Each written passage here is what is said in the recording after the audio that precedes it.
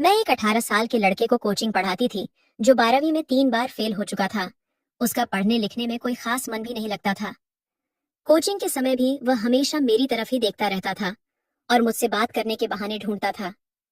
एक दिन की बात है, सारे बच्चे कोचिंग पढ़कर जा चुके थे और मैं भी कोचिंग वाले कमरे से निकलकर अपने बेडरूम में आ गई थी। तभी अचानक से मोहित मेरे कमरे में आ गया और कहने लगा, मैम, अगर मैं किसी दूसरी तरह से कोचिंग की फीस भर दूं तो आपको कोई दिक्कत तो नहीं है? मैंने कहा, नहीं, मुझे क्यों दिक्कत होगी। और इतना सुनकर उसने पूरे जोश के साथ मुझे बेड पर, हेलो दोस्तों, आज की इस रोमांचक कहानी में आप सभी का स्वागत है। मेरा नाम निकिता है और सब प्यार से मुझे निक्की बुलाते हैं। मैं 12वीं के बच्चों को अपने घर से ही कोचिंग देती हूँ। मेरे पास लड़के और लड़कियां दोनों ही कोचिंग पढ़ने आते हैं। कोचिंग पढ़ाकर मैं महीने के 20 से 25 हजार रुपए कमा लेती हूँ, पर फिर भी मेरा घर खर्च मुश्किल से चल पाता है। किसी किसी महीने मुझे पैसे की बहुत तंगी हो जाती है, लेकिन मेरे पास जितना भी था मैं उससे खुश थी। एक दिन की बात है, मैं अपने कमरे में बैठी हुई थी, तभी मेरे दरवाजे की घंटी बजी।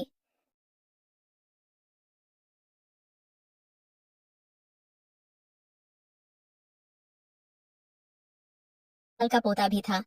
उन लोगों को देखकर ही पता लग रहा था कि यह लोग बहुत ही अमीर फैमिली से हैं। दादाजी मेरे सामने आकर खड़े हो गए और मुझसे बोले, बेटा, क्या तुम्हारा नाम ही निक्की है? मैंने कहा, जी दादाजी, मेरा नाम ही निक्की है। क्या आपको मुझसे कोई काम है? उन्होंने अपने पोते को आगे बढ़ाते हुए बोला, ये मेरा पोता मोहित है और मैं चाहता हूँ कि आप इसको 12वीं की कोचिंग दो। उनकी यह बात सुनकर मैं हैरान रह गई। एक इतना अमीर व्यक्ति अपने पोते को मेरे पास कोचिंग के लिए क्यों लाया है, जबकि इस शहर में बड़े बड़े कोचिंग सेंटर हैं जहाँ पर हर तरह की सुविधा दी जाती है। मैंने अपनी यही दुविधा उनके सामने रख दी तो वो बोले, बेटा, ये 12वीं में 2 बार फेल हो चुका है। मैंने शहर के बड़े बड़े कोचिंग सेंटर में इसे पढ़ाया है, लेकिन कोई फायदा नहीं हुआ। मैं तो लगभग हार ही मान चुका था कि ये कभी 12वीं पास कर भी पाएगा या नहीं। लेकिन कुछ ही दिनों पहले मैंने अपने मोहल्ले के एक लड़के से आपका नाम सुना। उसने मुझे बताया कि आप बहुत ही प्यार से सारे बच्चों को पढ़ाती हैं और आपके पढ़ाए हुए बच्चे अच्छे नंबरों से पास होते हैं। यही सुनकर मैं इसे आपके पास ले आया, क्योंकि कभी कभी जो काम बड़े बड़े लोग नहीं कर पाते, वही काम एक साधारण व्यक्ति अच्छे से कर देता है। दादाजी की बातों में मुझे सच्चाई नजर आ रही थी। मैंने उनसे कहा, आप परेशान मत होइए, मुझे पूरा यकीन है कि इस बार मोहित 12वीं जरूर पास करेगा। मैं बाकी बच्चों से एक महीने के 3 हजार रुपए लेती थी, लेकिन मोहित के दादाजी ने मुझसे कहा था कि वो मुझे एक महीने के 5 हजार रुपए देंगे। दादाजी ये सारी बातें करके चले गए और मोहित को उन्होंने उसी दिन से मेरे पास कोचिंग के लिए छोड़ दिया। पहले दिन से जब मैंने मोहित को पढ़ाना शुरू किया तो मुझे समझ आया कि वह पढ़ाई में बहुत कमजोर है, लेकिन उसका ध्यान पढ़ाई पर नहीं रहता है। मैं जब भी उसको पढ़ाती थी वो कहीं और ही देखता रहता था। 3-4 दिन तक तो ऐसे ही चलता रहा। कुछ दिनों बाद मोहित के दादाजी मेरे घर आए और उसकी पढ़ाई के बारे में पूछने लगे। मैंने उनसे कहा, दादाजी, मोहित पढ़ाई में बहुत ही कमजोर है। मुझे उस पर बहुत मेहनत करनी पड़ेगी और इसके लिए फीस भी ज्यादा लगेगी।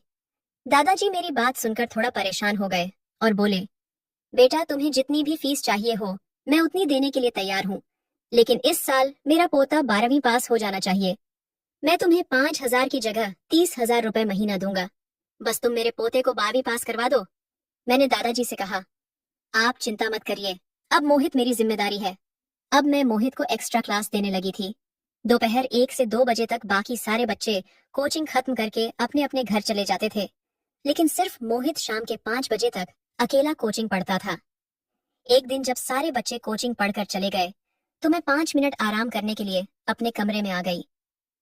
5 मिनट बाद जब मैं अपने कमरे से बाहर आई तो मैंने देखा कि मोहित मोबाइल चला रहा था। मैंने उसके हाथ से मोबाइल ले लिया। वो फोन बहुत ही महंगा था। एक 12वीं क्लास के बच्चे के हाथ में इतना महंगा फोन देखकर तो मैं हैरान ही रह गई। जैसे ही मैंने उसके हाथों से मोबाइल खींचा तो वो मोबाइल वापस लेने के लिए जिद करने लगा। इस खींचातानी में मेरा पल्लू नीचे गिर गया और अचानक से मेरे उभार मोहित के सामने आ गए। ऐसा होते ही मैंने तुरंत मोबाइल छोड़ दिया और अपना पल्लू ठीक करने लगी। मैं उसे एक छोटा बच्चा समझती थी, लेकिन उसकी नजर बच्चों वाली नहीं थी। मैंने उससे कहा, मोहित, अब तुम घर जाओ, कोचिंग खत्म हो चुकी है। वो अचानक से मेरे पास आकर बैठ गया और मेरे हाथ पर अपना हाथ रखते हुए बोला, मैम, मुझे माफ कर दो, मुझसे गलती हो गई। उसका स्पर्श मुझे बच्चों वाला नहीं लग रहा था। तभी अचानक से मेरे पति आर्यन घर आ गए, लेकिन उन्होंने मोहित और मुझ पर ज्यादा ध्यान नहीं दिया, क्योंकि वो मोहित को एक बच्चा ही समझते थे। आर्यन जब घर आए तो उनका चेहरा उतरा हुआ था। ये देखकर मैंने मोहित से कहा, बेटा, अब तुम घर जाओ, कोचिंग खत्म हो चुकी है। इतना कहकर मैं अपने कमरे में चली आई। मैंने अपने पति से पूछा, क्या हो गया, आप इतने उदास क्यों हो? वह बोले, निक्की, इस बार मेरे बॉस ने मेरी आधी सैलरी काट दी है। पता नहीं इस बार घर का खर्च कैसे चलेगा। मैंने उनकी यह बात सुनकर अलमारी से 30,000 रुपए निकालकर उनके हाथों पर रख दिए और मोहित के दादाजी वाली पूरी बात बता दी। वो ये सुनकर बहुत खुश हुए कि चलो, कम से कम मैं तो कोचिंग से अच्छा खासा कमा रही हूँ। पैसे मिलते ही आर्यन ने मुझे गले से लगा लिया और कुछ कुछ हरकतें करने लग गए।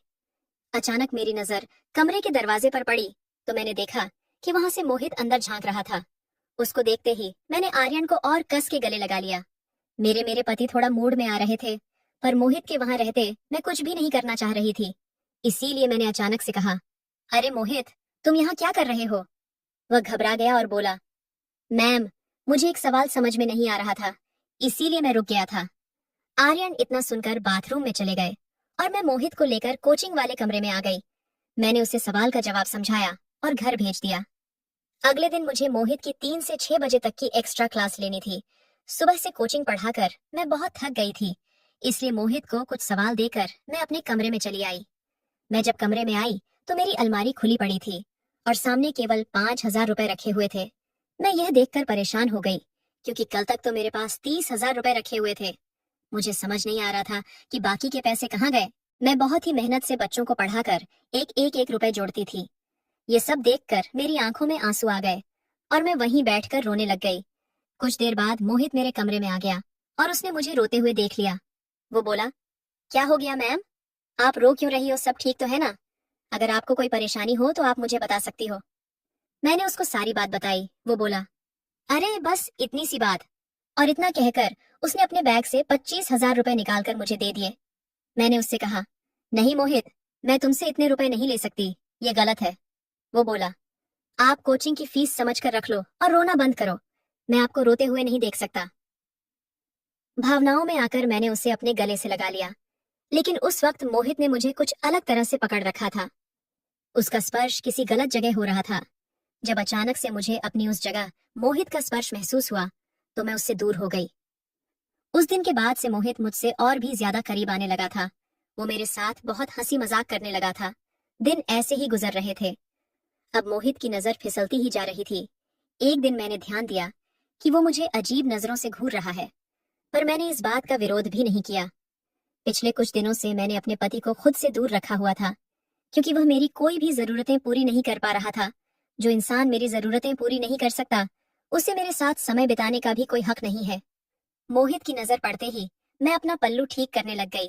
वो बोला, रहने दीजिए ना मैम, आप ऐसे ही बहुत अच्छी लग रही हो। उसकी बातें सुनकर मैं भी थोड़ा मस्ती में आ गई थी। मैंने उससे पूछा, अगर पल्लू ना ठीक करूं तो इसका क्या दोगे? उसने अपनी चेकबुक निकालकर मेरे सामने रख दी और बोला, आपको जितना रुपया चाहिए हो आप इसमें भर सकती हो। मैं समझ चुकी थी कि मोहित मेरे जाल में फंस चुका है। अब उसका पूरा ध्यान पढ़ाई से हटकर मुझ जा चुका था। मुझे भी उसका ध्यान अपनी ओर से हटने नहीं देना था, क्योंकि मुझे फायदा ही हो रहा था। अब वो रोज ही मेरे लिए महंगे महंगे गिफ्ट लाने लगा था और मेरे पास पैसों की भी कोई कमी नहीं होने देता था। एक दिन शाम को मोहित के दादाजी उसे लेने आए और मुझसे बोले, निक्की, मैंने मोहित की कोचिंग आपके पास लगवाकर बहुत सही फैसला किया है। वह रोज ही बहुत मन से आपके पास कोचिंग के लिए आता है। उसने शायद अभी तक एक छुट्टी भी नहीं ली है, तो इससे मुझे लगता है कि आप उसे बहुत अच्छे से पढ़ा रही हो। अब ये तो मैं ही जानती थी कि मोहित को पढ़ाई से मोहब्बत थी या किसी और चीज से, और ये बात मैं उसके दादाजी को बता भी नहीं सकती थी। एक बार मोहित ने मुझसे कहा, मैम, मुझे कुछ शॉपिंग करने के लिए मॉल जाना है, क्या मैं आज की छुट्टी ले सकता हूँ?